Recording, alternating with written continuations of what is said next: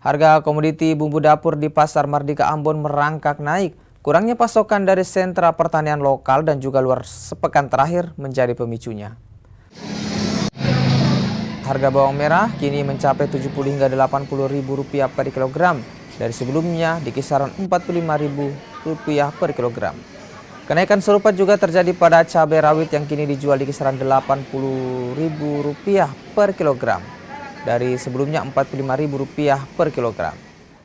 Sementara itu, tomat naik di kisaran Rp10 hingga Rp15.000 per kilogram dan kini dijual di kisaran Rp30 hingga Rp35.000 per kilogram.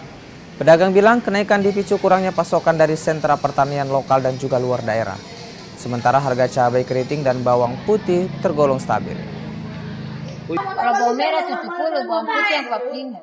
Kalau sini 1 kilo 80. 80 ya? Sebelumnya berapa ini? Sebelumnya sebelum ini kemarin itu berapa? 80 ya? Kalau katong penjualan yang 80. 80 ya? Itu Sebelumnya bawang merah 50. Kalau tomat dia lagi naik lagi. tomat berapa ini? Tomat sekarang penjualan yang 30. Ibu ini harga bawang ini dia sunai berapa hari? Ada kurang lebih seminggu. Minggu ya?